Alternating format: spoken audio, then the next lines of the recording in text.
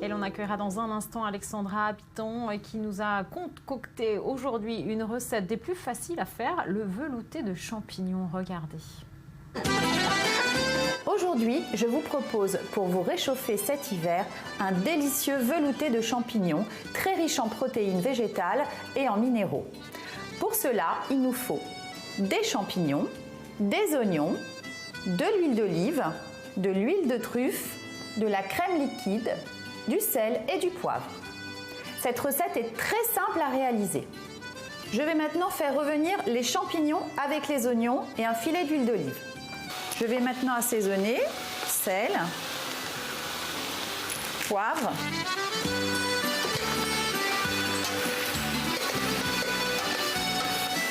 et on laisse cuire quelques minutes à couvert pour que les champignons rendent leur eau.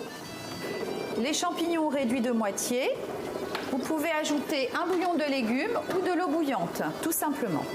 Et on laisse mijoter pendant environ un quart d'heure.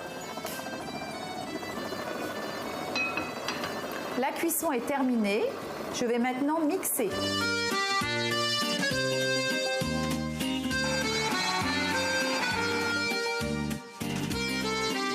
On rajoute la crème liquide, le sel, le poivre et la touche saveur, quelques gouttes d'huile de truffe.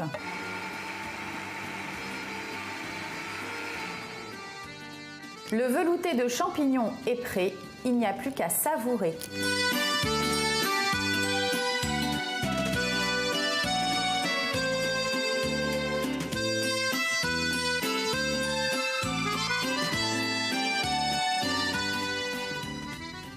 Alexandra, bienvenue, merci d'être avec nous. Une recette facile à faire, mais pas seulement, les champignons ont énormément de propriétés.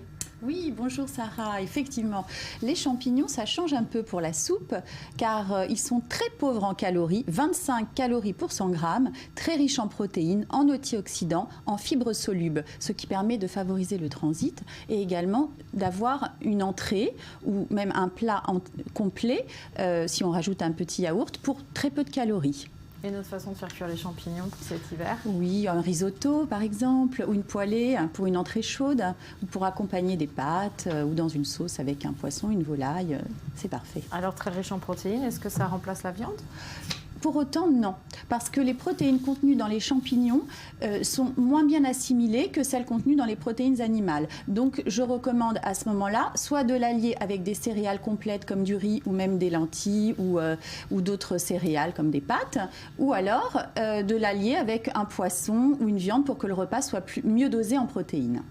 Et la soupe aux champignons, très facile pour les enfants, pour leur faire enfin manger. Voilà, c'est un autre aspect et c'était un peu l'idée de cette soupe pour les enfants, de leur faire découvrir ces champignons d'une autre façon et peut-être que de leur donner envie de les goûter. Voilà. Merci beaucoup Alexandra. Avec plaisir. C'est l'heure de notre journal des sports avec Samuel Calvo.